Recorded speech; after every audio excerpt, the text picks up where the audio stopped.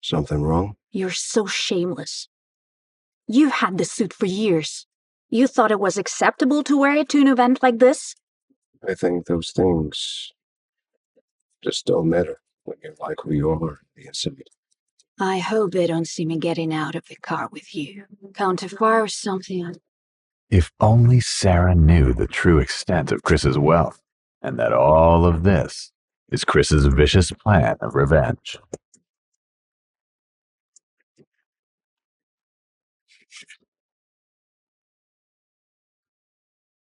Honestly, I don't understand why even keep him around. Isn't intimacy even that good? Chris is like a limp noodle when it comes to that. It's honestly pathetic. Chris couldn't go on living like this, especially now knowing that Sarah had terminated her pregnancy on purpose. Something had to change. I have to get this deal, Lily. Otherwise, Smith & Legal is down for. It's not your fault. Your company lost $8 million. What about a party tonight? You can ask Global Entertainment for more cash. Global Entertainment? Global Entertainment, aka the company that Chris was fired from, the reason for the personal hell he was living in. You can't be serious. Oh, they're seconds away from bankruptcy. They're the biggest entertainment conglomerate in LA. Have you tried talking with Oliver? I'm sure he'd be more than happy to help you. It's actually a good idea. He's the hottest stockbroker in town. A new business partner and a new lover.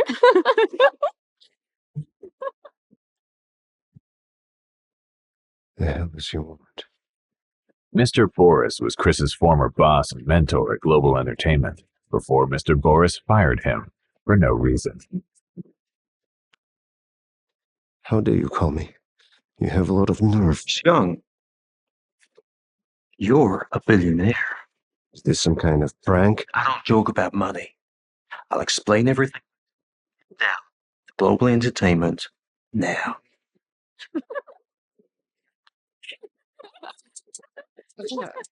Where could you possibly be going? Oh, last-minute work thing. Oh, well, don't forget about the party tonight. I'd like you to try and look nice for a change.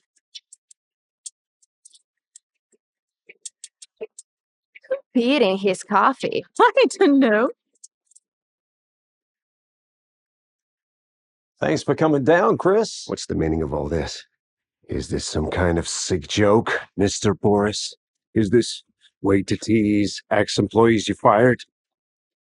This is no joke, Chris. Take a seat.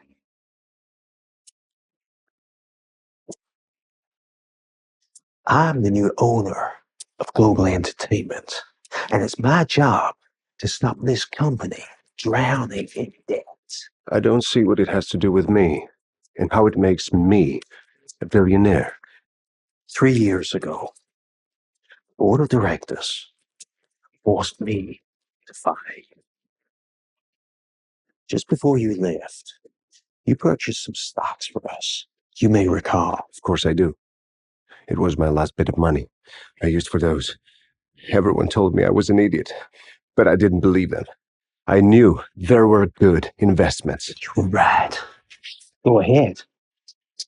3 years later, all of them have more than quadrupled in value.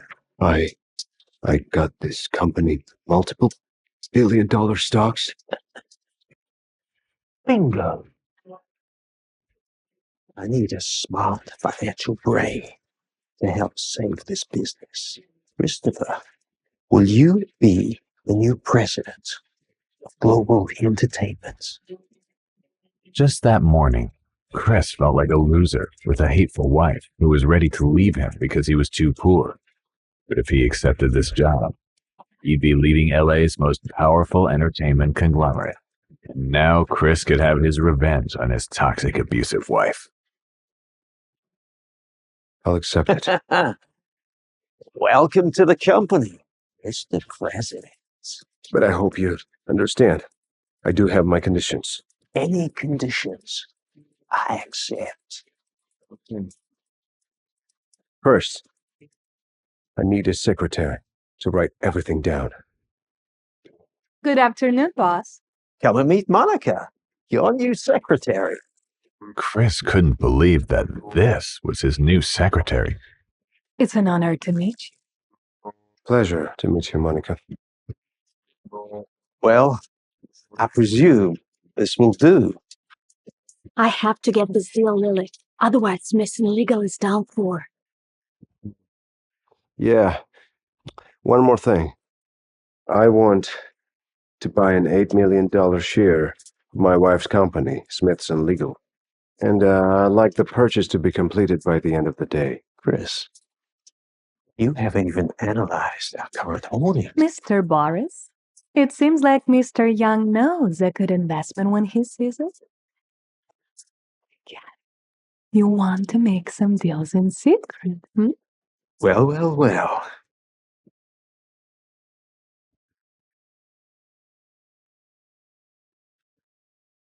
Just one thing. Don't make me regret hiring you. Okay? Monica, get me the number to the Victoria auction house, will you? Yes, Mr. President. By the way, I'm glad to have you on board. We're definitely gonna have some fun together. Mhm. Something wrong? You're so shameless. You've had this suit for years. You thought it was acceptable to wear it to an event like this? I think those things just don't matter when you're like who you are inside. I hope they don't see me getting out of the car with you. Counter fire or something. If only Sarah knew the true extent of Chris's wealth, and that all of this is Chris's vicious plan of revenge.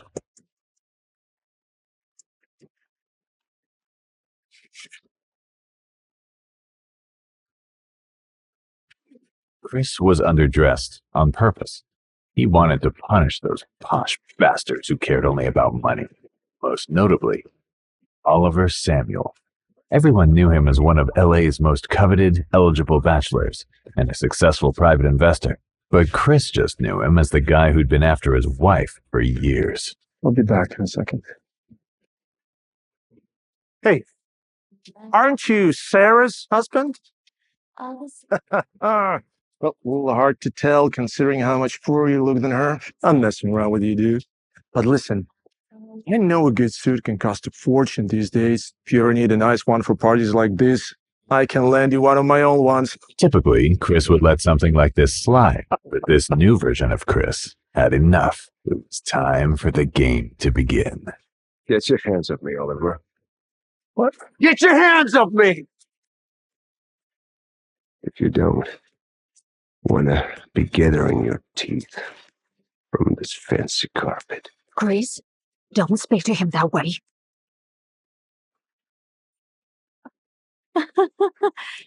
I'm so sorry. He's probably just had a bit too much to drink. Don't worry, sweet thing. He's no threat to me. Oh, please. I hope this won't affect our upcoming deal. Deal? What deal? Of course not. Fully intend of purchasing stocks from Smithson Legal. $8 million worth, in fact. Nice luxury I can afford, Harpers.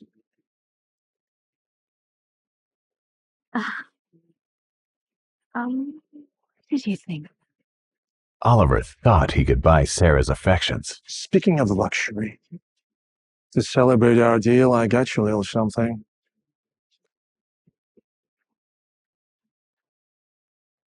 I know you wanted the red diamond necklace from Victoria's auction house, but apparently someone else bought it.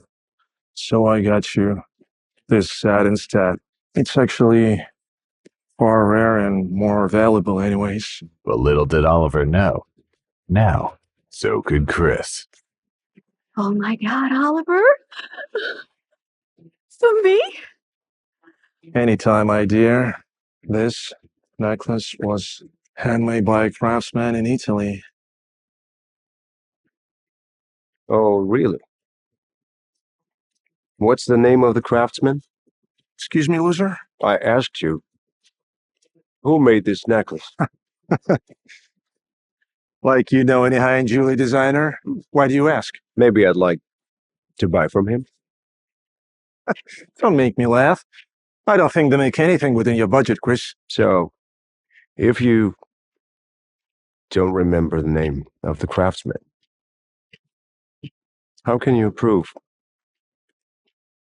it's a genuine piece?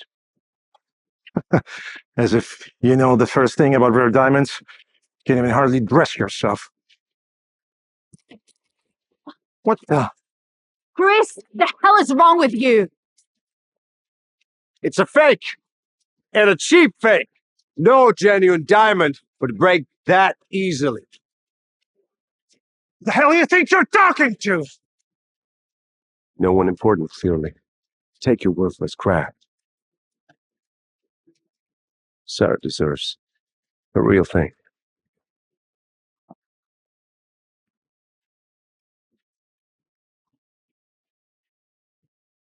Finally, Chris was getting his wife's attention. Chris.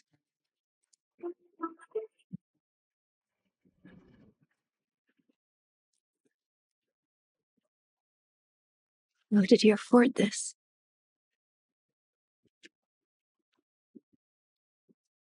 Chris Young, president of Global Entertainment. Wait, what?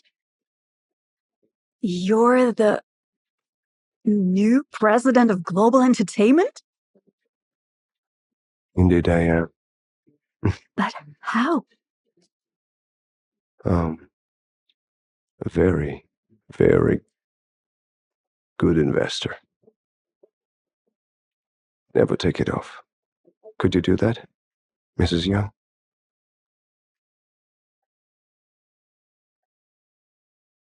Take you home. What exactly did Chris have planned for Sarah at home? Is it a vicious revenge? To hurt her as much as she did to him? Like a moth to a flame, Sarah flew into Chris's trap. Who's Monica? And why is she texting you so late? No one. It's just a work thing. Do you think I'm stupid? What I do know is that it's stupid to waste your energy worrying about a work tax or draping yourself all over a man like Oliver.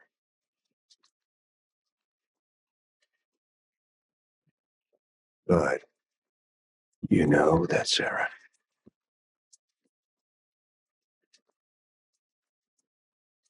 Take me.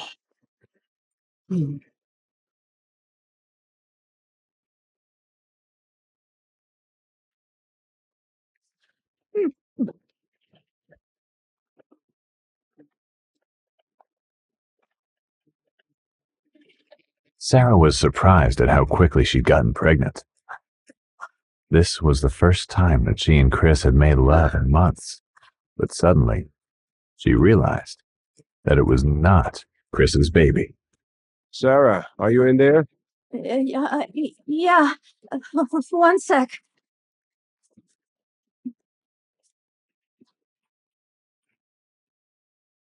Look at this brand new man.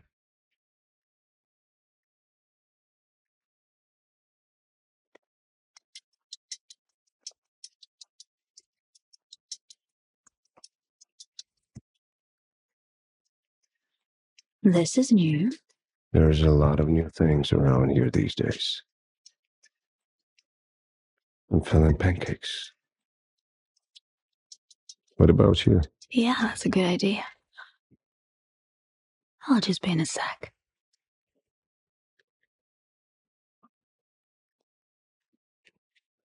Sarah realized that new opportunities were opening up for her.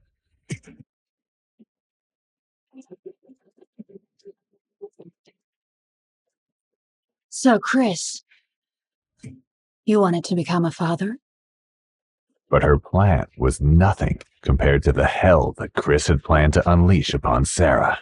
And what will Chris do when he finds out that the baby's real father is Oliver?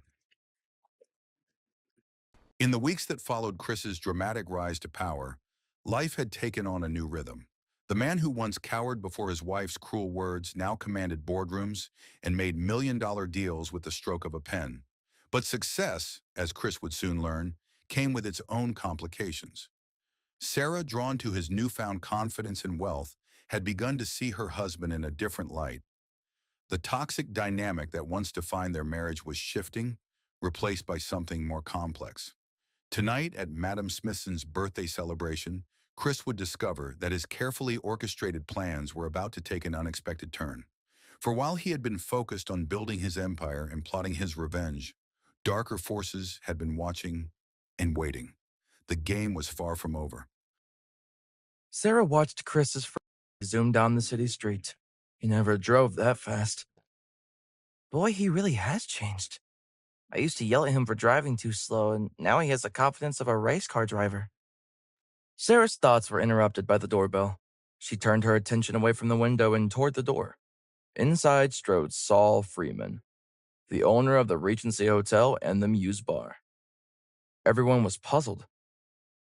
Of course, Madame Smithson and all the guests know who Saul Friedman was. He was an established hotelier in the city and traveled in the same circles as the Smithsons. Madame Smithson stood up. Saul, welcome. After what happened at Madame's banquet at the Regency Hotel the other night, when James insisted on buying the most expensive wine at the hotel but didn't have the means to pay for it, Madame Smithson assumed Saul wanted nothing to do with her or her family. Madame Smithson looked Saul up and down. What could he be doing here? I didn't invite him. He was acting strange at the banquet that Chris stepped in to pay for the wine. It's as if he knew Chris. Saul looked up to Madame Smithson. I hear this is a birthday dinner? Why, yes, Saul.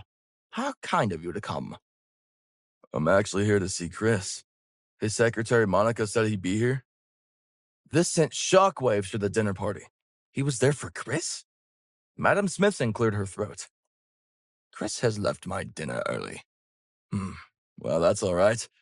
He's a busy man, I know.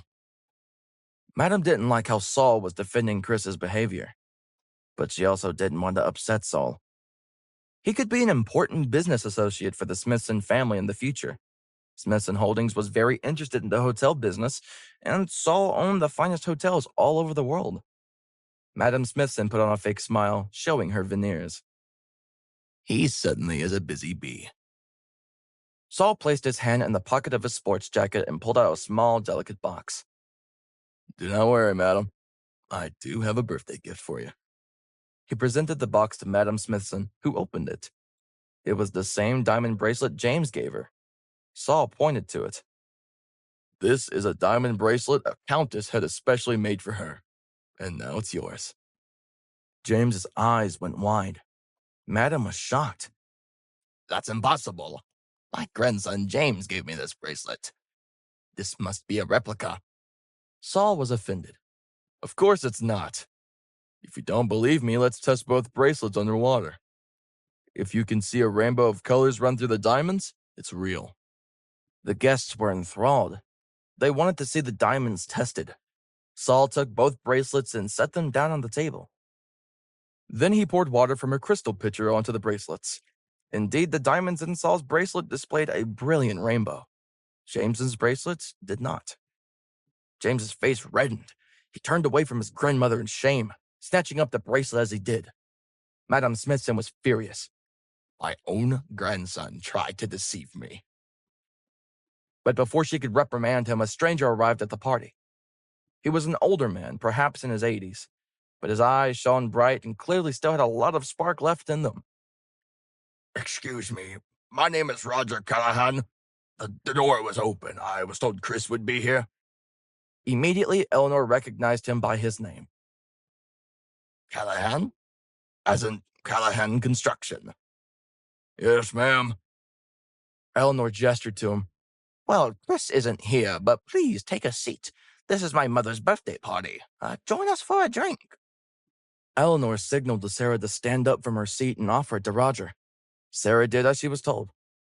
Please take a seat, and let me get you that drink. I'll take that drink, but no need for a seat. I prefer the stand. I'll have a whiskey neat.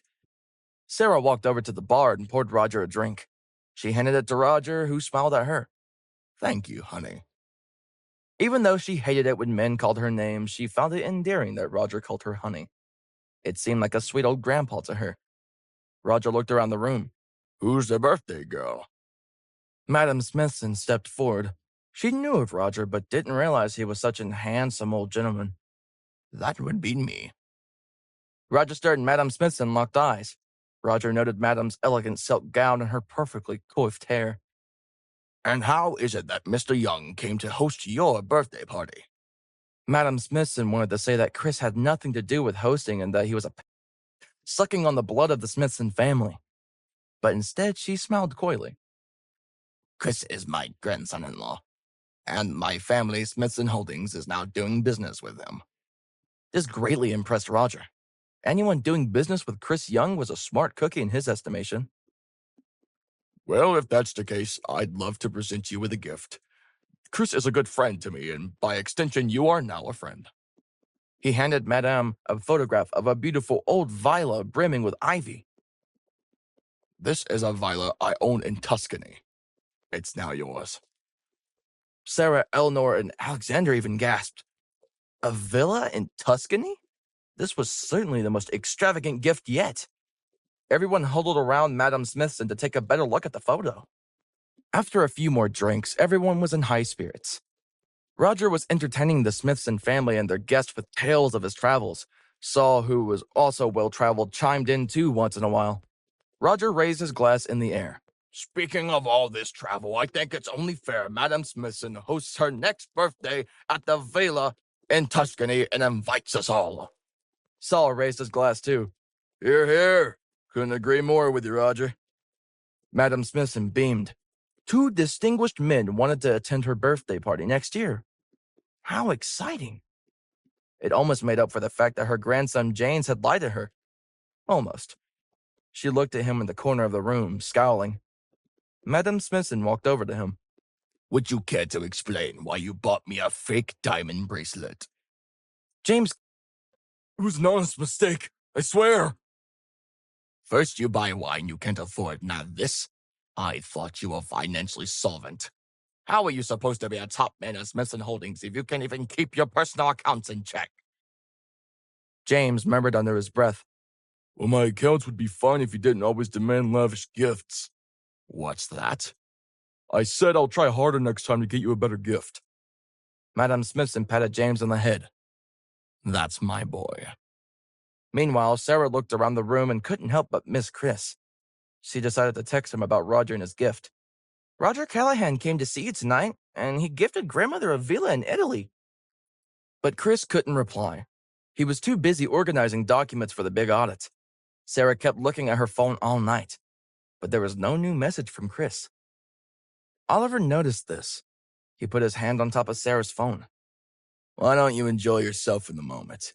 Your grandma is only around for so long. You should be with your family and not worrying about Chris right now." Sarah nodded. It's true she should be enjoying her family, but her thoughts wandered to Chris easily. Oliver leaned into her. "Why don't you and your mom step out in the hall with me? I have a present for both of you, but I don't want to give it to you in front of your grandmother. It would be rude." Sarah was curious what Oliver had purchased. She knew Chris called Oliver out for buying her a fake necklace, but if it's the thought that counts, Oliver was indeed very thoughtful. And now that he was officially courting her, Sarah assumed whatever gift he was about to give Eleanor and her would be extravagant. She went to find her mother, who immediately lit up when she heard Oliver had a present for her. "He's such a considerate man, see? Chris didn't have gifts for us, but Oliver did. Take note." Eleanor and Sarah followed Oliver out into the hallway of the building. Oliver started to feel around in his pocket. "It's here somewhere." Eleanor giggled. "If it's so small it can fit in your pocket, it must be jewelry." Suddenly, Oliver ripped out a cloth dipped in chloroform and placed it over Eleanor's mouth. She hit the ground in an instant. Sarah looked at her unconscious mother on the floor, but she was too shocked to move. Oliver then lunged for Sarah with the cloth. Sarah's eyes rolled into the back of her head and she fainted into Oliver's arms. He gently guided her to the floor. "Sleep tight, my dear." When Sarah came to consciousness, she was seated on a chair in the middle of a sparse living room. It took her a minute to adjust her eyes, but when she did, she realized she was in Oliver's apartment.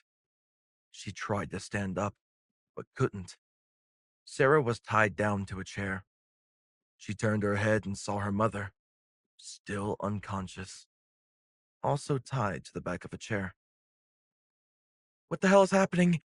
Mom? Mom? Are you okay? Eleanor didn't respond. Oliver strolled in. I see you're finally awake, sweetheart.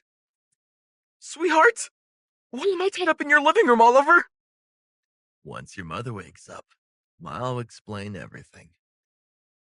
Sarah turned her head toward her mother again. Mother? Mother, wake up! Sarah turned back to Oliver. What did you do to us? Is she gonna be okay? It was simply, she'll be fine. I'm sure she'll wake up any minute. Just then, Eleanor stirred. She opened her eyes. Sarah, where are we? Is this the present? Oh my God, Mother! I can't believe that's the first thing you thought about! Oliver laughed. Of course it is. That's all you Smiths and women care about. And yes, Eleanor, this is a present, but not for you. It's a present for me. When Eleanor realized the situation, she tried to raise her hand to Oliver, but realized her arms were bound. What the going on? You kidnapped us! I demand to know why! Oliver stood in front of Eleanor. He was a tall man, and at this moment, he seemed even taller, looming over Eleanor tied up in her seat. Eleanor, you have a lot of demands, don't you? You wanted me to come to Madam Smithson's birthday tonight knowing it would be the perfect time to tell everyone my intent to win Sarah's heart. But you didn't foresee Chris. Stupid Chris and all his new money and power, vying for her affection. Now I'm supposed to compete with that man? I've had enough. Sarah interjected. What do you want, Oliver? Just tell us and let us go. What I want is my deal back. Your husband canceled my contract just like that. And now I'm essentially broke. And I know you would never marry a broke man. I know how important wealth and status are to you. Sarah looked into Oliver's eyes. They were tearing up. Sarah didn't know what to say. In a way, she almost felt bad for Oliver. Meanwhile, back at Madam Smithson's birthday dinner, no one seemed to notice that Oliver, Sarah, and Eleanor were gone. They were all having too much fun drinking champagne, eating lobster, and listening to the jazz band that just arrived and was playing some of Madam Smithson's favorite songs. Madam Smithson stood up to make a speech. Everyone, may I have your attention, please? At that instant, Elizabeth Curry, the founder of Young and Beautiful Cosmetics, walked into the room. Everyone turned to see who it was. There had been so many unexpected guests this evening. Madam Smithson didn't personally know Elizabeth, but she recognized her arresting face from the cover of Forbes magazine. Elizabeth smiled at the group, and everyone nearly melted. Sorry to disturb everyone. I'm Elizabeth Curry. I'm here to see Chris. Madam's eyebrows furrowed. Yet another person here to see Chris. Madam Smithson set her champagne glass down. He's not in, and I'm in the middle of celebrating my birthday, as you can see. Elizabeth bowed her head. Oh, do forgive me. Your birthday? Well, in that case, I want you and all your guests to have my complete line of makeup free of charge. I'm so sorry to have disturbed you.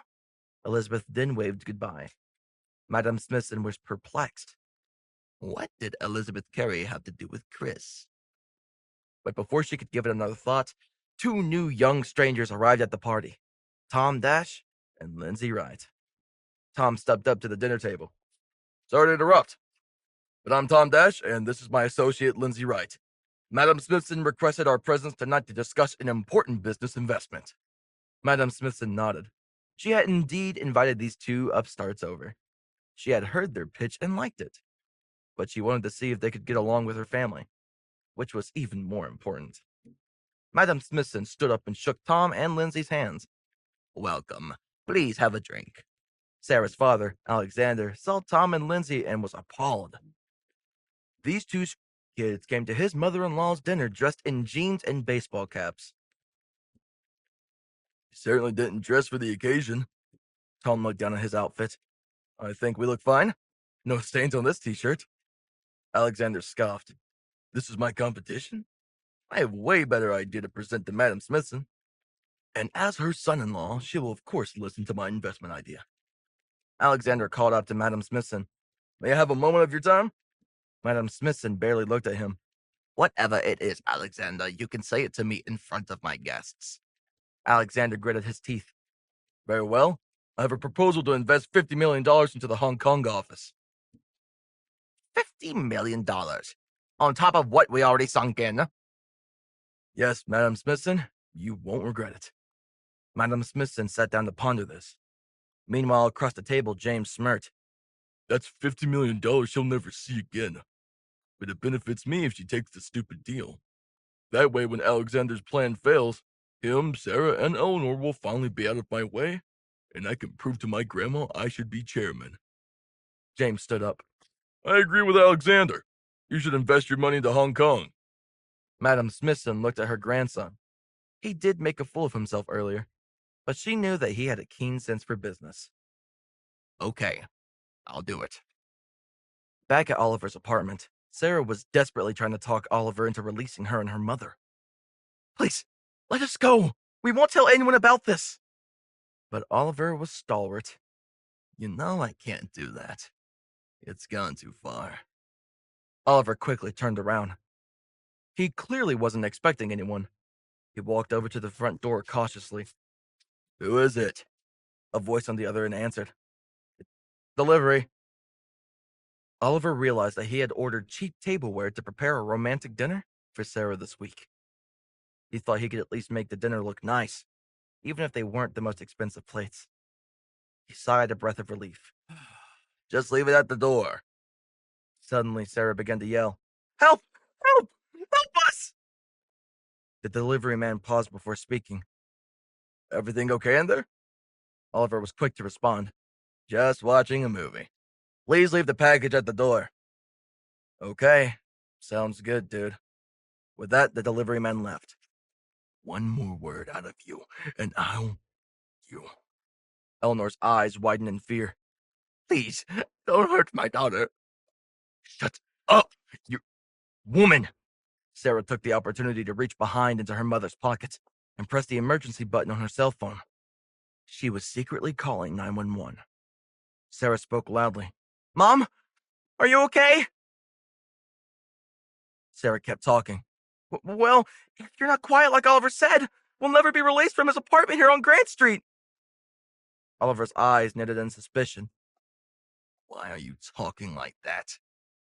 He looked around Sarah and spotted the phone in her hand. His face turned red with anger, and he snatched it and hung up the call. How dare you? Sarah, terrified, began to cry. Meanwhile, at the party, Alexander finally noticed Eleanor and Sarah were gone. Where is my wife and daughter? Just then, he received a phone call from Chris. Alexander, I want you to remain calm. I just heard from the police that Oliver is holding Eleanor and Sarah hostage at his apartment. Alexander immediately stood up and went to the other room. What? We have to get down there right away!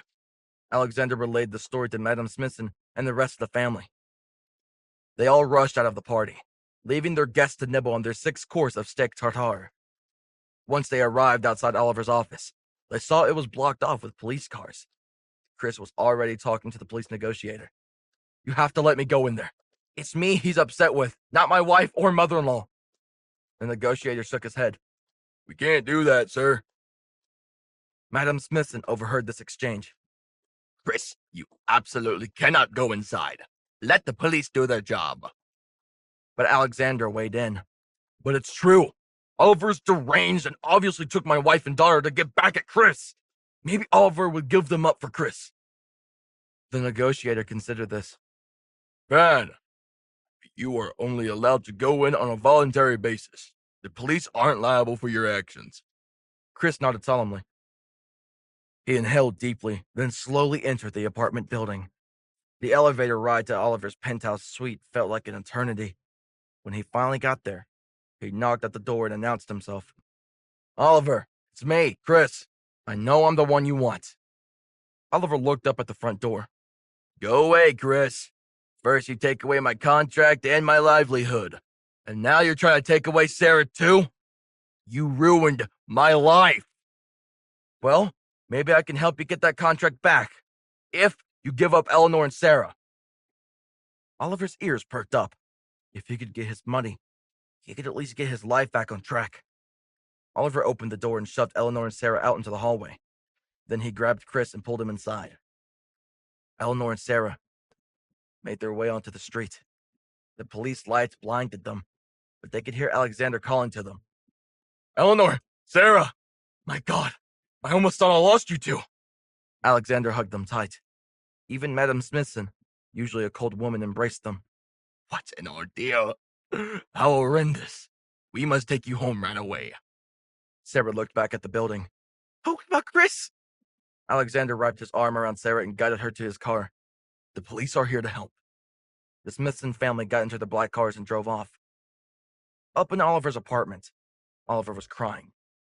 He was starting to lose it, and the reality of what he had done and the consequences that might follow were sinking in.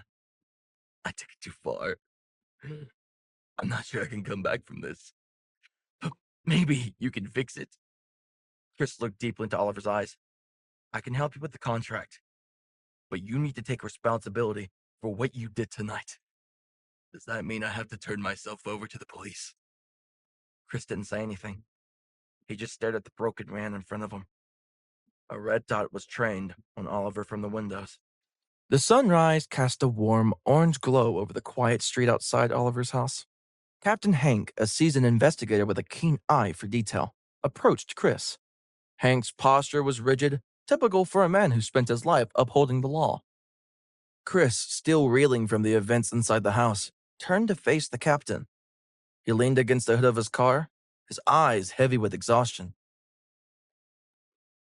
I appreciate your help today, Chris. Your actions were nothing short of heroic. Hank observed Chris's tired demeanor. But I need your statement about the hostage situation. Chris shook his head gently. I'm sorry, Captain. I'm just too tired right now. Can it wait?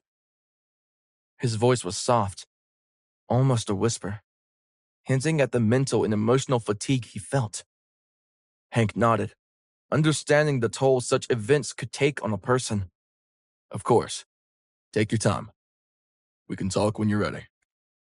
As Hank walked away, Chris took out his phone and dialed Monica's number. He watched the sky darken, the stars beginning to twinkle into existence. The ordeal with Oliver was over. It's time for a new beginning. Monica, it's Chris. I need you to start looking for houses near Global Entertainment. We're going to turn Global Entertainment into a top-tier company. The following day, within the opulent walls of the Smithson family manor, Sarah sat by a large window, her gaze lost in the sprawling gardens outside. The recent ordeal with Oliver had shaken her, but her resilience was palpable. I need to be strong, for myself and for the family. Madame Smithson joined her granddaughter, her presence commanding yet comforting. Sarah, dear, we need to discuss our next steps with Global Entertainment. She was businesslike, but caring. Sarah turned, her face reflecting a newfound determination. Yes, grandmother, I agree. We should negotiate with them. It's time we expanded our horizons. Madame Smithson nodded in approval. I've decided to involve Kid LaCruz in a variety show sponsored by Global Entertainment. It could be a significant boost for us, and it'll be the perfect distraction for you to focus your attention on. Sarah's eyes lit up at the mention of Kid LaCruz. That sounds like a great idea. In the bustling heart of Global Entertainment's offices, Chris and Monica sat in a conference room, surrounded by screens displaying various market analytics and performance charts. The room was abuzz with the energy of newfound opportunities and challenges. Chris leaned forward, his eyes scanning the data with a keen analytical gaze. We've got a solid opportunity with Kid LaCruz. The Star Search variety should be our golden ticket.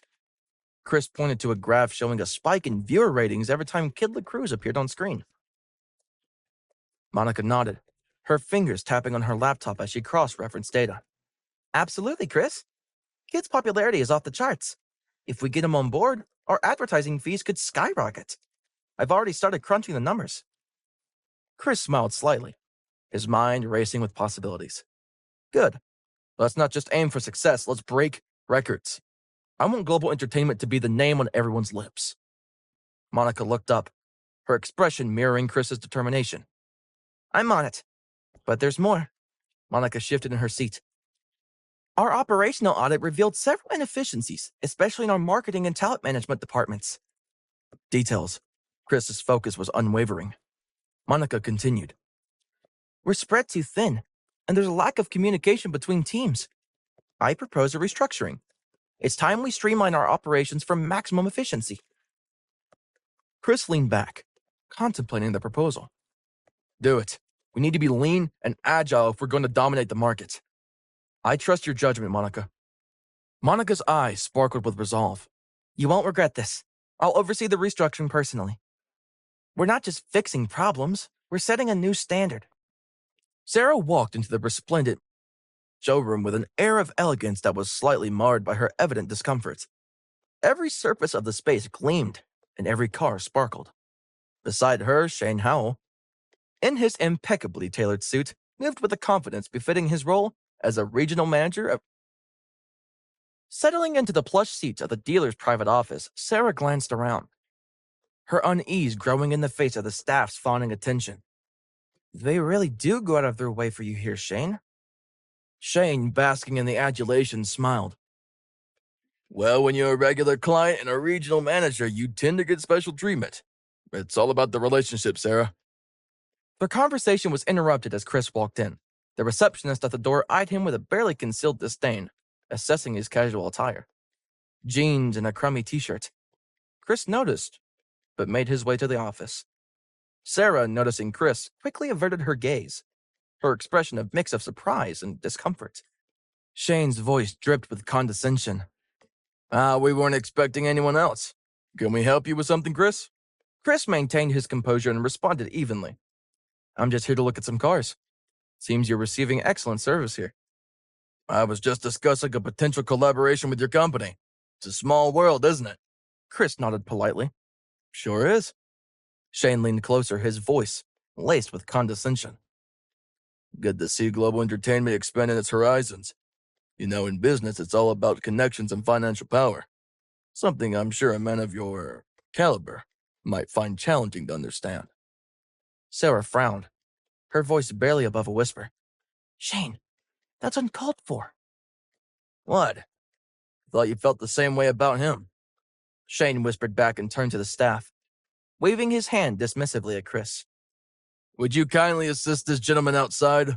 We wouldn't want him to be out of his depth here. Chris narrowed his eyes slightly, but he remained calm. No need for that. I'm quite familiar with luxury, thank you. Shane smirked, stepping closer to Sarah. See, Sarah? This is what real power looks like. Not everyone can handle the world of high-end business. Can you? Sarah's expression hardened as she stood up, her patience wearing thin. Power is hardly about belittling others, Shane. Just as the tension in the office reached a palpable level, the door swung open, and in walked Vicky, Sarah's vivacious friend from college. Her entrance was like a burst of sunlight, oblivious to the storm, clouds already gathering in the room. Sarah, there you are. And oh, is this the famous Shane Howell? Vicky's eyes lit up as she took in Shane's polished appearance. Hi, Vicky. Yep, this is Shane. Shane stood up, offering his most charming smile. Pleased to meet you. Sarah has told me so much about you. No, I haven't. Sarah thought to herself. Vicky, unaware of the undercurrents, beamed. Wow, Shane. I've heard about your big moves at Mercedes-Benz. It's not every day you meet someone so successful and handsome. Chris shifted uncomfortably, feeling increasingly out of place. Shane seized the opportunity and turned to Chris with a smirk. Yeah, Takes years of hard work and smart decisions to get to where I am. Something not everyone can appreciate. Vicky turned her attention to Sarah. So, Sarah, when are you going to get your discount on one of these fancy cars? Or is there a special employee discount for being in a fling with Mr. Big Shot here? Sarah's cheeks flushed with embarrassment. Vicky, it's not like that. Shane and I are just... Oh, come on. Don't be shy. He's a catch. Vicky nudged Sarah, winking mischievously. Chris, who had been quietly observing the exchange, finally spoke up. His voice was calm but firm, cutting through the awkward laughter. Looks can be deceiving, Vicky, and not everyone's worth is determined by their bank account or job title. Vicky nudged the conversation towards a more teasing tone. So, Chris, let me guess. Knowing you, you probably followed Sarah here to ask for some money for a new car, yeah? Her laughter rang in the air. Chris couldn't help but find the suggestion amusing. With a light chuckle, he brushed off the accusation. Vicky, you give me too much credit.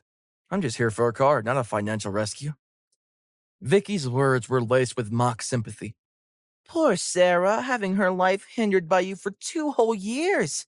How do you manage? Shane gestured toward the door. It's time for you to leave, Chris. You're clearly out of your element here. Chris was unfazed and locked eyes with Shane. Be careful. You might regret your actions, Shane. You never know how closely our paths might cross. Small world, after all. Sarah sensed the escalating tension and abruptly stood up. I need to leave. I have another appointment. Outside the dealership, Sarah quickly caught up with Chris, her expression earnest. I only met Shane because of our mutual business interest with Kid LaCruz. It's nothing personal. Before Chris could respond, Sarah's phone rang with an urgent call from work. She glanced at the screen, her face reflecting the seriousness of the call. I'm sorry, but I have to take this. Chris, I'll see you at home. She gave him a quick peck, climbed into her car, and drove away. Chris stood there for a moment, watching her leave. Back inside the Mercedes-Benz store, Shane reveled in the aftermath of his encounter with Chris. Turning his attention to Vicky, he offered her a charming smile and the kind of preferential treatment reserved for VIPs, determined to showcase his influence and status. Picked by, Shane periodically glanced at the entrance, expecting the arrival of the global entertainment representative. The staff, sensing his anticipation, gathered around, ready to spring into action at any moment. However, as time passed without any apparent sign of the representative, Shane's confidence began to waver. He frowned and pulled out his phone to dial Monica, the assistant he scheduled the meeting with. Monica, this is Shane Howe at the Mercedes-Benz store. We've been waiting for your representative, but they haven't arrived yet. Is there a delay? Monica's voice came through the phone, tinged with confusion. Mr. Howell, our representative was there. He told me he just left. Shane's eyes widened in realization. The pieces of the puzzle clicked into place. Could it have been Chris? The thought sent a wave of panic through him. Quickly regaining his composure, Shane turned to the staff, his voice urgent. The representative from Global Entertainment was here already. He might be the man who was here earlier, on the electric bike. We need to bring him back immediately. The staff exchanged looks of confusion and disbelief. The idea that the guy in jeans and a t-shirt was the representative that they have been anxiously waiting for seemed far-fetched. Shane paced back and forth. He pointed to Danielle, a beautiful saleswoman. You, go track him down, now. But sir, are you sure? He didn't seem like... I'm certain. Find him and bring him back. This is a crucial opportunity for us. Outside the Mercedes-Benz showroom, Chris stood casually at the nearby taco truck, enjoying a simple lunch. As he took a bite, Danielle approached him. Mr. Young, I'm Danielle from the Mercedes-Benz dealership. I'm so sorry for how we treated you earlier. It was a misunderstanding, and I truly regret it. Chris looked up, his expression one of mild surprise. It's all right, Danielle. What's done is done. Danielle's eyes conveyed her desperation. Please, Mr. Young, would you give us another chance? I assure you, you won't be disappointed this time. I'll personally see to it that your experience is up to our standard. Chris paused, considering her words. He could sense the genuine remorse in her voice and the importance of this request to her. Okay, Danielle. I'll come back with you. But let's keep things professional. He offered a reassuring smile that eased some of her concern. Back at the dealership, Chris, unfazed, handed Shane a document. I believe this will need your attention. Shane's eyes widened as he read through the contract. I'm sorry. I didn't realize. Please, let me make it right. His voice trembled slightly, the realization of his mistake sinking in. In Shane's office, the atmosphere was tense as Shane reviewed the contract. I'll sign this now, and our legal team will review it promptly. His hand was unsteady as he signed. Chris watched, his expression unreadable. Make sure everything's in order. I expect professionalism. Realizing the depth of his error, Shane sought to make amends. Chris, as a gesture of our sincere apology, please choose any car from our showroom. On the house. Chris's gaze swept across the showroom, finally resting on a luxurious Mercedes-Benz S-Class. He pointed. That one. Shane's face betrayed a mix of regret and respect. Oh, that one? Chris smirked. Or can you not afford it, Mr. Big Shot? Shane's face was a canvas of conflicting emotions as he eyed S-Class Chris had pointed out. Well, that one is a tad bit expensive, Chris. He ventured cautiously, hoping to steer Chris towards a less extravagant choice. Chris turned to face Shane, a hint of challenge in his tone. Ah, so what you're saying is, you can't afford it. Shane felt a lump form in his throat. His pride was battling with the reality of the situation. Of course we can afford it, Chris. You want it? It's yours, no question about it. He then turned to Danielle, who had observed the exchange anxiously. Danielle, draw up the paperwork for Mr. Young. Make sure everything is in order. He's not leaving this building until the keys to that car are in his hands. Danielle nodded, her movements swift as she went to prepare the necessary documents, her mind racing with the implications of this transaction. The air in the showroom was electric, the balance of power visibly shifting as Shane acquiesced to Chris's choice, a decision that was as much about respect as it was about business. Chris, behind the wheel of his new, felt a sense of accomplishment. The car, a testament to his resilience, moved gracefully along the road, heading towards a home that held both conflict and comfort. He clicked the call button on the vehicle's expensive steering wheel. Call Sarah. A dulcet voice answered his request. Calling Sarah. Sarah picked up the phone. Chris? Hey, I'm headed home, and I've got a little surprise. See you there? Sarah smiled. Surprise? Okay then, see you here. Inside, Eleanor Smithson sat in her usual poised manner, her eyes sharp and discerning. Upon seeing Sarah's excitement, she couldn't help but interject with her usual icy tone. Sarah, you do remember we discussed reconsidering your relationship with Chris, don't you? Sarah, full of newfound resolve, stood her ground. Mom, Chris is showing real commitment to his work now. I believe in giving him a chance.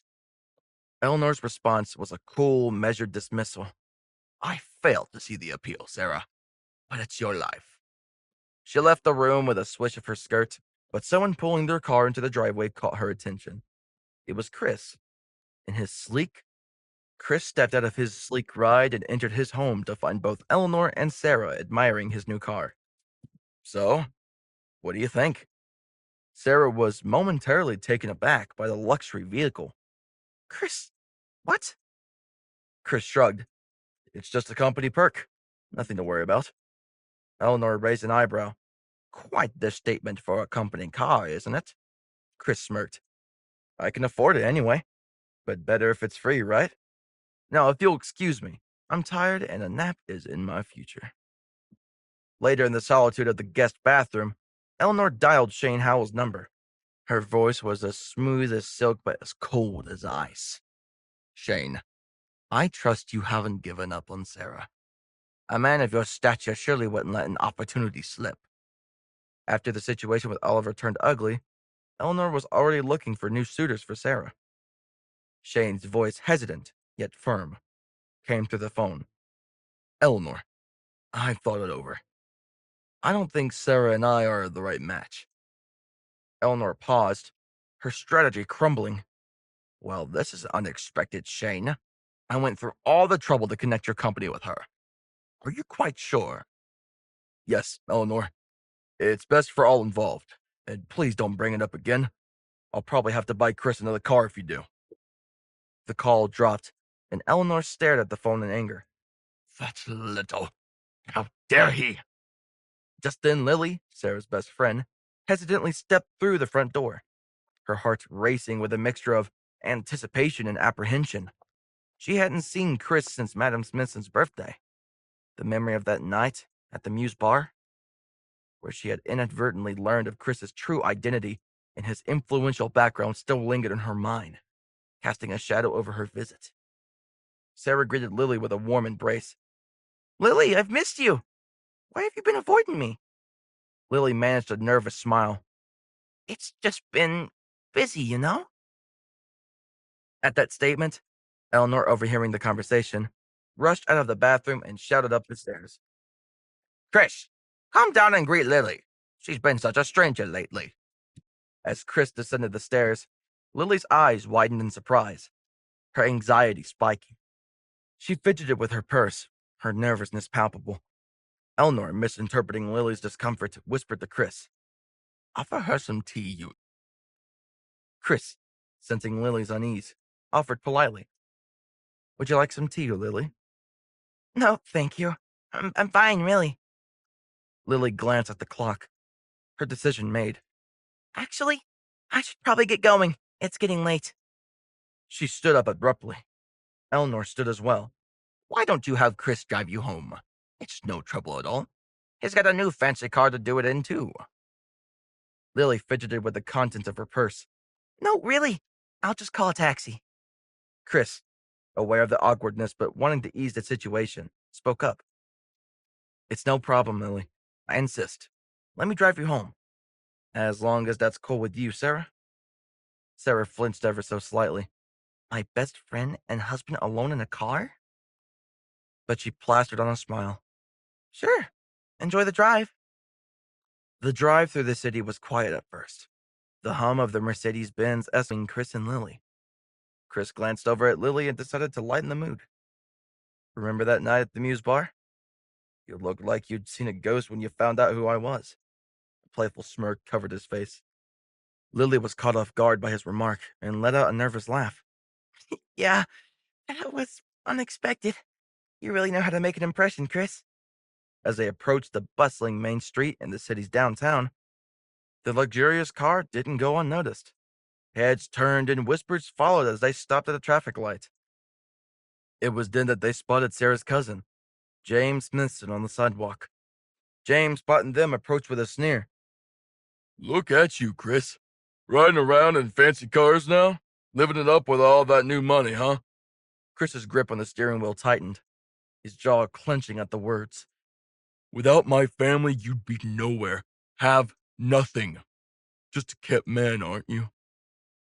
A small crowd began to gather, drawn by the spectacle. Among them, a local woman chimed in, her voice loud and scornful. What a bum! Just like my ex-husband. You ought to be ashamed of yourself. Lily steered in anger and embarrassment. Chris maintained his composure despite the insults. Finally, he spoke up. Keep talking, James. You won't fight me like a real man, I can assure you that. Lily suddenly unbuckled her safety belt. With a determined look, she stepped out, her eyes fixed on James. James's mouth twisted into a sneer, but before he could utter a word, Lily's hand struck his face with a resounding slap. What the hell was that for, Lily? Who do you think you are? Chris deserves your respect. Hell, he deserves all of our respect. You want to talk about a... Take a look in the mirror, you joke. With those words, Lily turned on her heel and walked towards her apartment building, leaving a speechless James behind. Chris was equally surprised. Lily had never defended him like that before. James recovered from the shock and turned his anger back towards Chris. You're with Sarah's best friend, aren't you? And misappropriating company funds for this fancy car. James, your imagination is as wild as your lack of manners. Good night. He then accelerated away, leaving James fuming on the sidewalk. his threats of revenge dissipating into the night air like smoke. As Chris drove off, the night enveloped the car, and the city lights blurred past him. Global Entertainment was bustling with activity when Chris exited the elevator on the 20th floor. Monica, always efficient and on top of things, greeted him with a list of his pending engagements. You got a busy day ahead. Lunch at 1 p.m., a call from Elon to return, and Jeff is still wondering whether or not you're going to attend his gala. Tell him I'm busy. Send him flowers or something from me. Sure. And also, this came for you. Monica handed him a mysterious envelope. It's from Zachary Quinn. She raised a curious eyebrow. Chris, intrigued by the unexpected correspondence, requested privacy. Monica, could you give me the room, please? Of course, Chris. Once alone, Chris carefully opened the envelope. Inside, he found a card with a cryptic message. For the hard times. He flipped the card. Don't ask questions, just take it. Intrigued and slightly apprehensive, Chris found a small tin can inside the padded envelope. He opened it to reveal a single black pill. For a moment, he hesitated. What the hell is Zachary Quinn doing sending me pills in the mail? But driven by a mix of curiosity and trust in Zachary Quinn, he consumed it. Almost instantly, Chris felt an incredible rush. The world around him seemed to burst into vibrant color, his senses heightened to an extraordinary level. He could hear the rhythmic beating of his own heart. It was strange and exhilarating. This is amazing. I feel alive. I feel like King Kong. I'm king of the world. I gotta get my hands on more of these ASAP. Just then, a sudden wave of fatigue washed over him. His head spun and the room began to tilt. Just as he realized something was amiss, his legs gave way, and he collapsed to the floor. Hearing the commotion, Monica rushed into Chris's office, her eyes widening in alarm at the sight of him unconscious. Chris! Monica burst into Chris's office at Global Entertainment, heart pounding. The sight of Chris lying unconscious on the floor was alarming. She grabbed a nearby glass of ice water and splashed it onto his face. Eyelids fluttering, Chris slowly gained consciousness and met Monica's anxious gaze. He sat up. Confusion etched on his face. Monica exhaled a breath she hadn't realized she was holding. Her relief was quickly replaced by concern. Chris, what happened? Her voice trembled slightly, underlining her worry. Do you have any health conditions I should know about?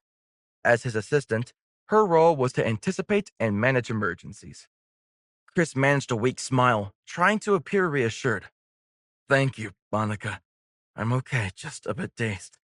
Maybe I just need some more water. He reached for the glass, attempting to ease her concern. In his mind, questions swirled. Why would Zachary Quinn send me a mysterious black pill?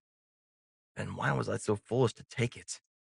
Despite his outward calm, the puzzlement and a sense of foreboding lingered. Monica glanced at the phone on Chris's desk, a flicker of hesitation in her eyes. You have a call from Sofia Diaz. Her tone shifted to a professional neutrality. Chris straightened in his chair, regaining a semblance of composure. Patch her through, please. He waited, clearing his throat before the call connected. Good afternoon, Sophia. Chris greeted her with polite curiosity, his mind still partly clouded by the earlier events. Sophia's voice, bright and eager, came through the line. Chris, I was hoping to photograph that small toy you gave Madam Smithson. I believe it was hand-carved by Franklin Delano Roosevelt. Chris's eyebrows rose in surprise. The toy was a mere trinket in his mind, its significance overshadowed by the day's peculiar events. That's an interesting request, Sophia. What sparked your interest in having it photographed? Sophia's enthusiasm was palpable even through the phone. It's for a special display at our family's antique store, Diaz Diamonds and Art. Would you mind bringing it over? I'd love to take a picture of the artifact. Chris paused, recalling the hurried departure of Madam Smithson, the toy left behind in the chaos. Of course. I'll bring it. See you soon, Sophia. Arriving at Diaz Diamonds and Art, Chris stepped into a world of antiques and treasures. The store, an elegant blend of history and artistry, welcomed him with its unique charm. Sophia, standing amidst a collection of vintage jewelry and rare artifacts, greeted him with a warmth that made Chris feel instantly at ease.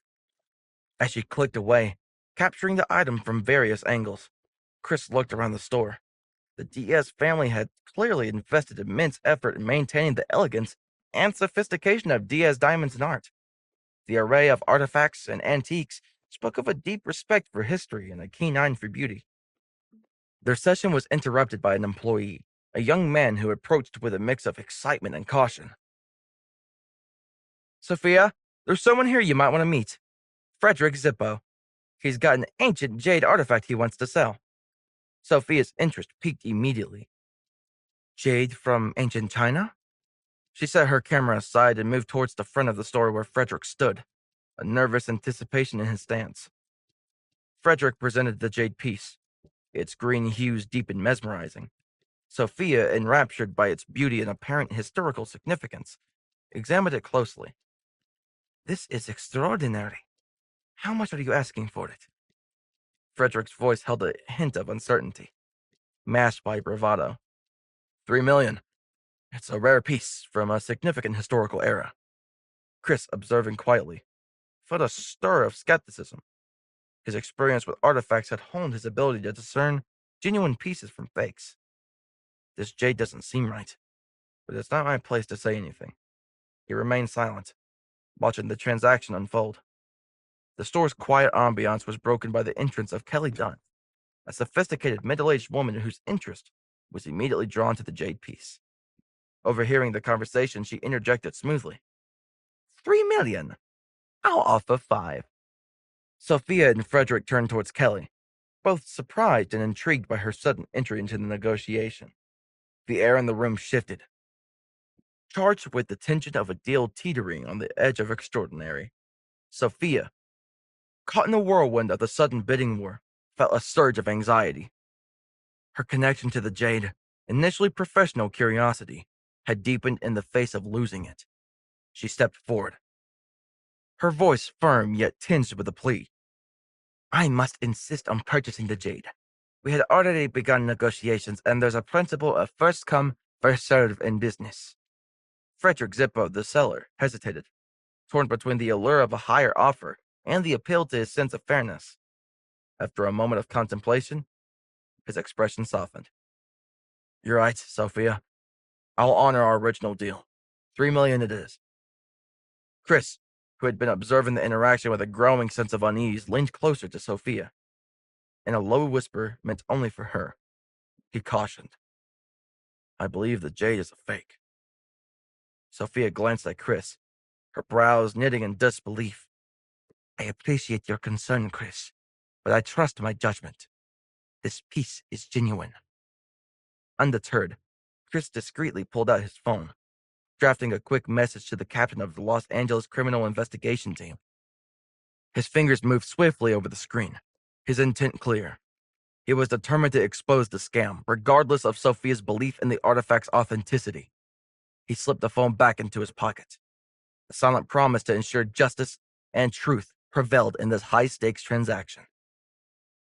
The atmosphere in Diaz Diamonds and Art shifted palpably as Chris's assertion about the jade's authenticity resonated through the room, which Frederick overheard. Frederick Zippo and Kelly, the would-be buyer, exchanged startled glances, their confident facades crumbling under scrutiny. Frederick's response was swift and defensive. I should call the police on you for these baseless accusations. This is defamation. His voice was laced with indignation, but a hint of panic flickered in his eyes. Chris remained calm, his experience with artifacts lending him a quiet confidence. Look at the stone closely. This is a new jade, not ancient. It has impurities that wouldn't be present in a piece from ancient times. Its real value is only a few $1,000s, far from the millions being quoted. Sophia, who had been captivated by the jade's allure, now looked at the piece with a dawning realization. The features Chris pointed out became unmistakably clear to her trained eye. The revelation left her speechless, her previous certainty dissolving into a mix of embarrassment and shock. The room fell into a tense silence, the truth of Chris's words hanging heavily in the air. The intricate web of deception spun around the jade artifact, was unraveling rapidly, exposing the scam for what it truly was. Sophia's hands trembled slightly as she picked up a magnifying glass and scrutinized the jade once more. As she peered through the lenses, the impurities Chris had mentioned became glaringly evident. The realization that she had almost fallen for a scam hit her hard, and a mix of relief and frustration washed over her. Frederick Zippo sensed that his scheme was falling apart and made a desperate attempt to escape. Grabbing Kelly's arm, he hurried towards the exit, only to be stopped in his tracks by a bulky security guard who had been alerted by the commotion. Moments later, the store was filled with the sound of police sirens. Captain Ross of the Los Angeles Criminal Investigation Team, alerted by Chris's earlier message, arrived with his team. They swiftly apprehended Frederick and Kelly and revealed their identities as wanted criminals with a history of conducting similar antique scams. Sophia, still processing the turn of events, turned to Chris with a look of deep gratitude. Your insight saved us from a huge mistake. The Los Angeles Citizens Bureau had a reward for such contributions. You deserve it. Chris, however, shook his head modestly. There's no need for a reward. Helping out in a situation like this is just part of being a responsible citizen. His refusal was firm, underscored by a sense of civic duty and humility. All right, you two, get! The police escorted Frederick and Kelly away, their scheme thwarted by the combined efforts of Chris's keen observation and Sophia's willingness to reconsider her initial judgment. In the aftermath of the day's dramatic events, Sophia looked at Chris with a newfound appreciation. The chaos that unfolded in her store had been a humbling experience, and she acknowledged her initial skepticism towards Chris. Chris noted her sincerity. Sophia, I'm just glad I could help. Sophia's expression shifted from gratitude to determination. Chris, you've shown incredible insight today. I realize now how valuable your expertise could be. Would you consider being a consultant for Diaz Diamonds and Art? Her voice held an earnest plea, a stark contrast to her earlier confidence. Chris, taken aback by the offer, raised his eyebrows in surprise. A consultant? Yeah, your knowledge in artifacts and antiques is impressive. I'm offering a substantial monthly stipend for your expertise. We could really use someone like you on our team. Chris contemplated the offer, the weight of her words not lost on him. After all, Sophia was a highly respected figure in the Los Angeles high society, and her endorsement could open unforeseen doors. Sophia's office, brimming with the artifacts and elegance of Diaz Diamonds and Art, served as a backdrop to her earnest conversation with Chris. Her offer for him to become a consultant, accompanied by a generous monthly stipend, hung in the air between them. After a moment of consideration, Chris extended his hand. All right, Sophia, I'll do it. His voice carried a hint of reluctance, yet a decision resonated in his firm handshake. Sophia's smile, wide and genuine, illuminated her face. Her gratitude was as palpable as the handshake that sealed their agreement. Back at Global Entertainment, Monica approached Chris, excitement evident in her brisk steps. Chris, you've got to see this. Kid LaCruz is about to perform on the reality show. It's about to start. Chris, intrigued by Monica's enthusiasm, watched as the television screen lit up with the vibrant stage of the reality show. Kid LaCruz, Global Entertainment's rising star, was in the spotlight, her presence commanding the stage.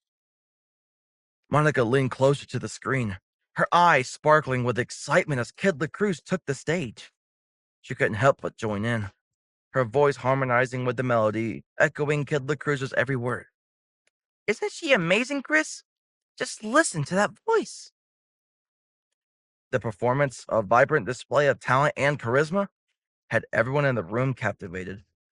Kid LaCruz's energy was infectious, her voice soaring effortlessly through the high notes. But then a jarring moment broke the spell. Kid LaCruz's smooth flow faltered. Her hand reached up to her headphones, a frown creasing her brow. Something's wrong with the audio. Monica's singing trailed off, her concern mirrored on her face. Chris, did you see that? Is her mic acting up? The camera zoomed in on Kid LaCruz, capturing her attempt to adjust the malfunctioning equipment. Her professionalism shone through as she tried to keep the performance on track, despite the technical difficulties throwing her off. As Kid LaCruz's voice filled the room, Monica's phone started to vibrate insistently. She glanced down, her fingers quickly swiping across the screen. Her expression transformed from joy to concern in an instant. Chris, noticing the change, turned towards her. "What's wrong, Monica?" She looked up, distress clear in her eyes. "It's social media, Chris. They're saying Kid LaCruz is lip syncing." Her voice was tinged with disbelief, each word heavier than the last. Chris's brows furrowed, a mix of confusion and anger brewing. Lip syncing? That's ridiculous. He leaned in to see the flurry of messages cascading across Monica's screen, the accusations and hashtags multiplying rapidly. On the screen, Kid LaCruz continued, her performance now overshadowed by the growing controversy. Monica's fingers hesitated over the keyboard, uncertainty about how to respond to the online storm evident in her pause. "We need to sort this out, and fast." Chris's face, which had been lit up by the performance, now darkened with anger. He had personally witnessed Kid LaCruz's unfiltered talent and knew the allegations were baseless. "Monica, we need to get to the bottom of this. Investigate the matter. I want answers." Monica nodded, determination setting into her features as she agreed to investigate. She hesitated for a moment, a thought crossing her mind. "Chris, there's something else. This might be an internal issue, possibly linked to the Smithson family." Chris, his focus sharpened by her words, paused briefly. "The Smithsons? What would they have to do with this?" At the soundstage, the recording was in full swing. Chris arrived, his stride purposeful and unwavering as he bypassed the surprised security personnel. "Hey, you! Stop!" Chris didn't slow down. He was set on uncovering the truth behind the technical glitch. Backstage, the crew members were bustling around, caught up in the aftermath of Kid LaCruz's performance. Chris approached them, his presence commanding immediate attention. "Tell me what happened with Kid LaCruz's audio." The crew members exchanged nervous glances, the seriousness of the situation dawning on them. After a moment of hesitation, one of them stepped forward. "It was an honest mistake, sir. We assure you it won't happen again." Chris scrutinized them, his gaze stern yet relieved to hear it wasn't a deliberate act of sabotage. "Make sure it doesn't.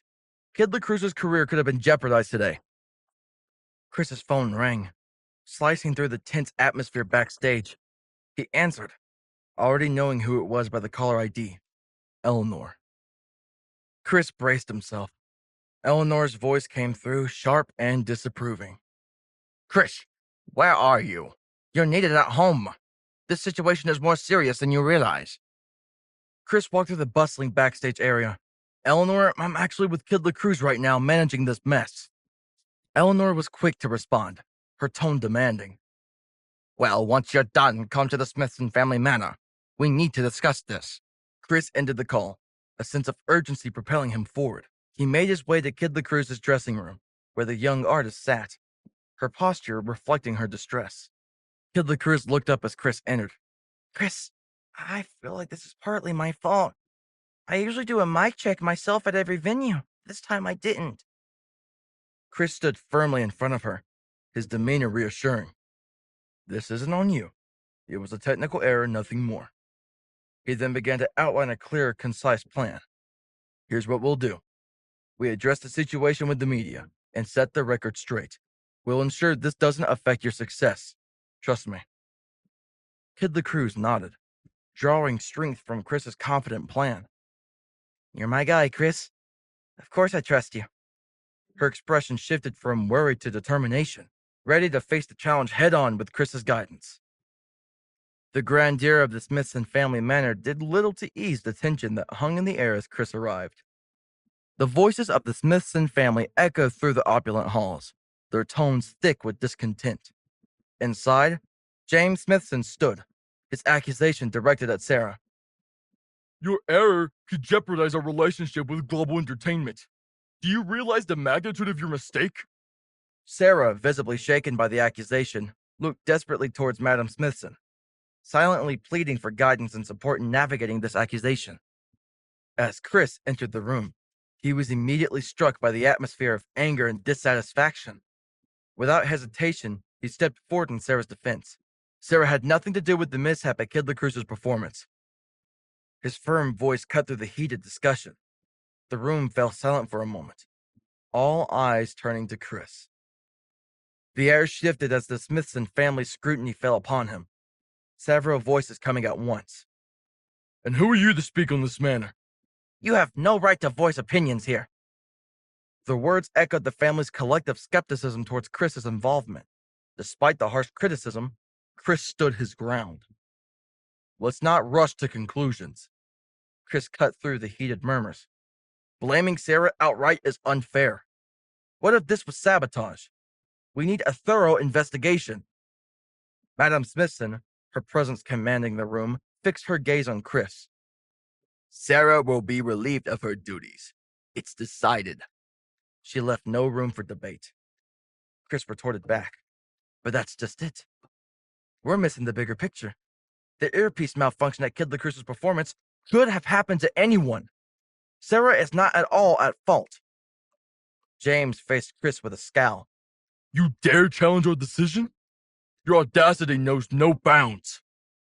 The room buzzed with the family's indignation, the collective disapproval aimed squarely at Chris. He stood alone, a solitary figure of dissent against the backdrop of the Smithson family's unified front. The doors to the Smithson family manor's grand hall swung open abruptly, and in walked Kid LaCruz. Her presence as unexpected as it was striking. A hush fell over the room, every pair of eyes turning towards her. Madame Smithson, momentarily taken aback, quickly regained her composure. Miss LaCruz, what a surprise. Welcome. Sarah, standing a little off to the side, opened her mouth, ready to utter an apology. But Kid LaCruz raised a hand, halting her mid-sentence. Before anyone says another word, I want to make it clear that Sarah is not responsible for what happened during my performance. A murmur rippled through the Smithson family, their expressions a mix of shock and confusion. Chris seized the moment. Thank you. We need to consider the possibility of internal sabotage. Someone here might be involved. All eyes then followed Kid LaCruz's gaze as it settled on James. The room's atmosphere thickened with tension. James was at the pre-production meeting. I saw him being buddy-buddy with some of the crew members. The accusation hung in the air, heavy with implication. The Smithson family members exchanged glances, the suspicion and unease palpable.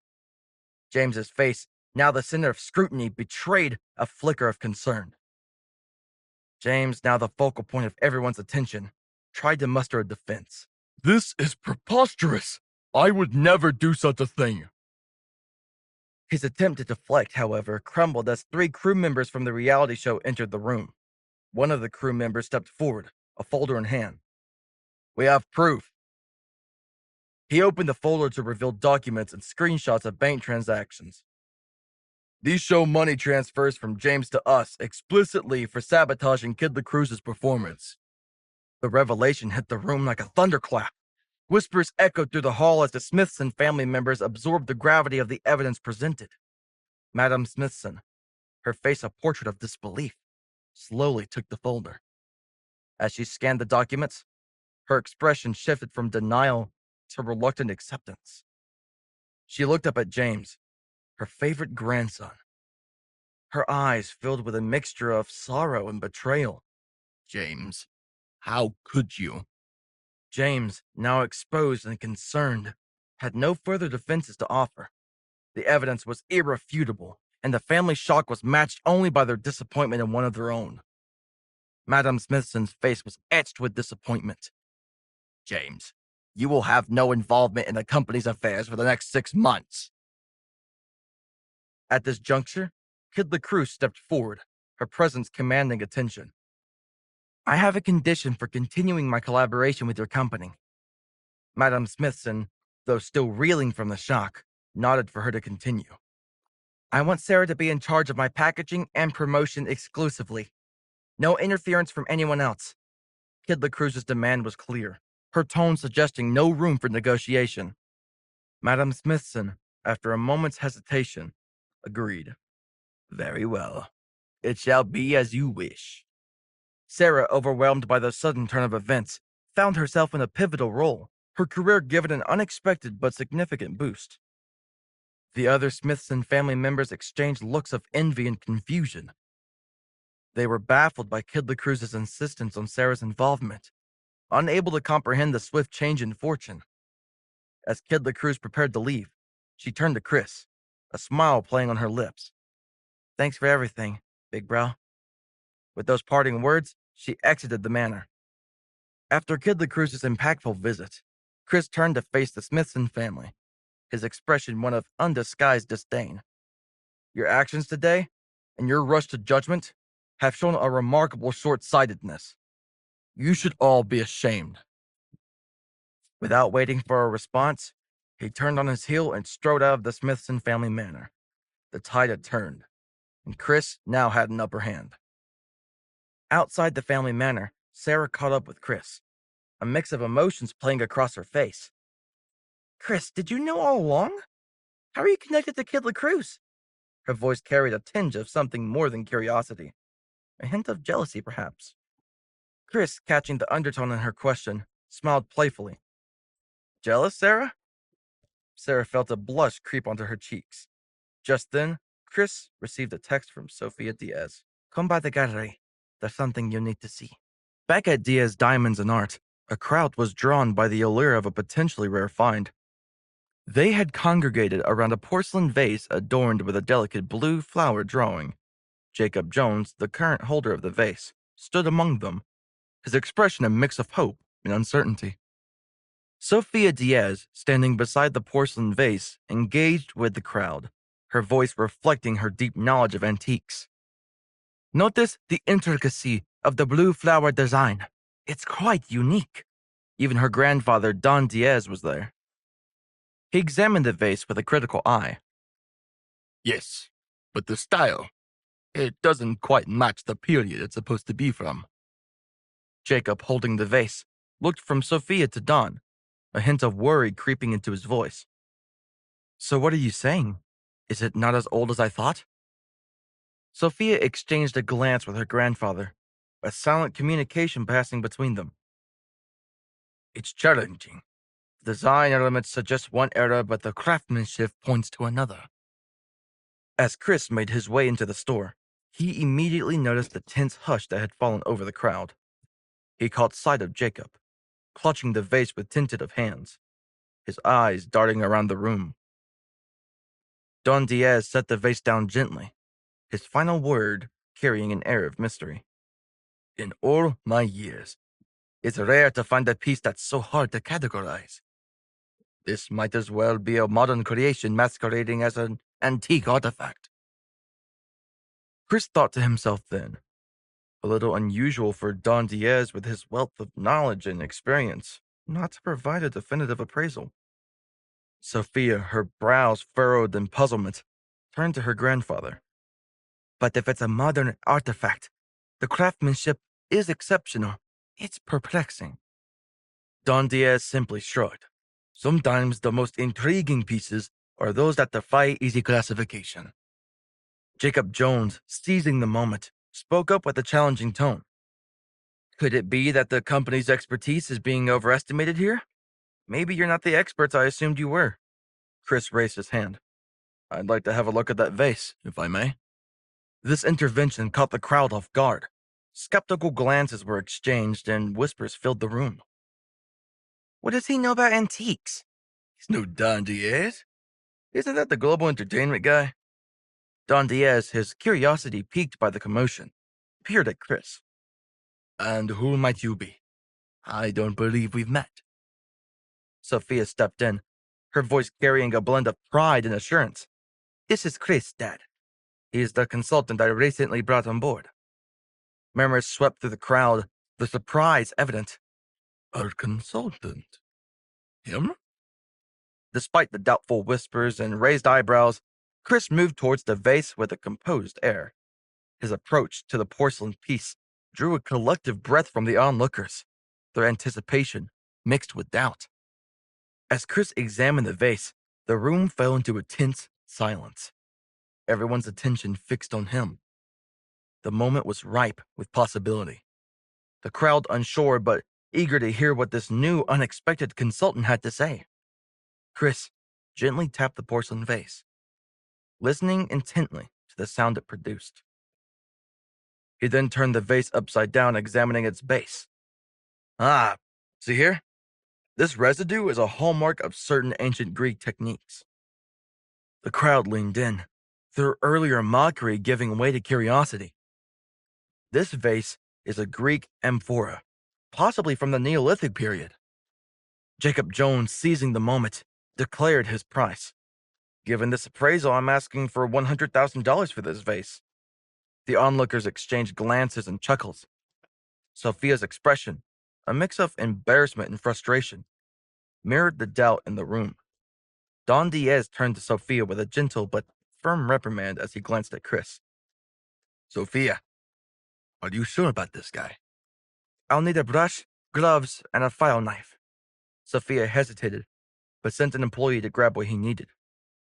Others shook their heads, scoffing at the unconventional method, but Chris took the tools and immediately began to grind the bottom of the vase. Chris continued with steady hands, his focus unwavering. Gradually, under his careful work, a seal began to emerge, hidden beneath the layers.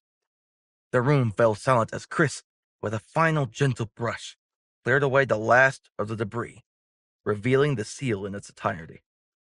He turned the vase around for Don Diaz and the crowd to see. See that there?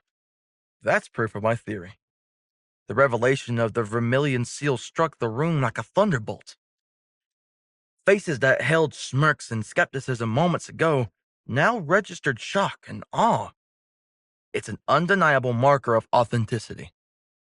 Chris looked closely at the vase's design and structure. This isn't just any vase. It's, as I said, a Greek amphora from the Neolithic period.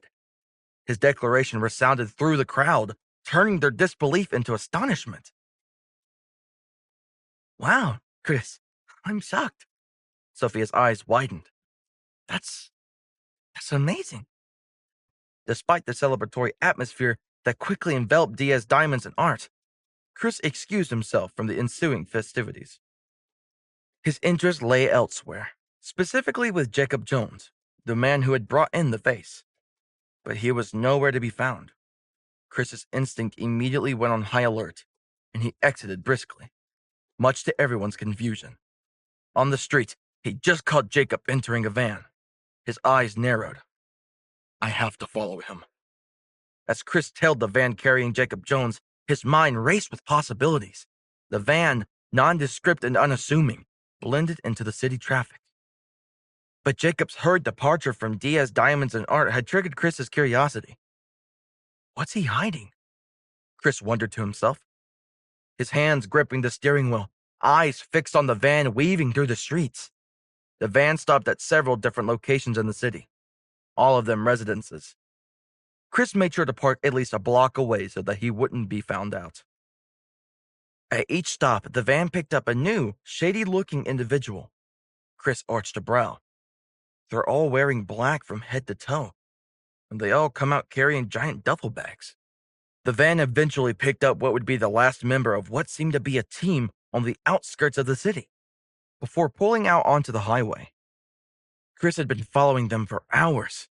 Where are they going? He checked his phone. He had a million notifications, emails, texts, and missed calls that he would have to attend to later. One message stood out in particular, a voicemail from Sophia. He played it.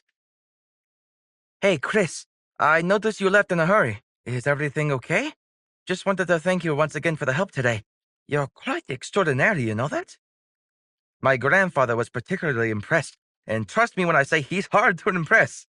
Anyway, let me know when you get this message. Let's get dinner soon.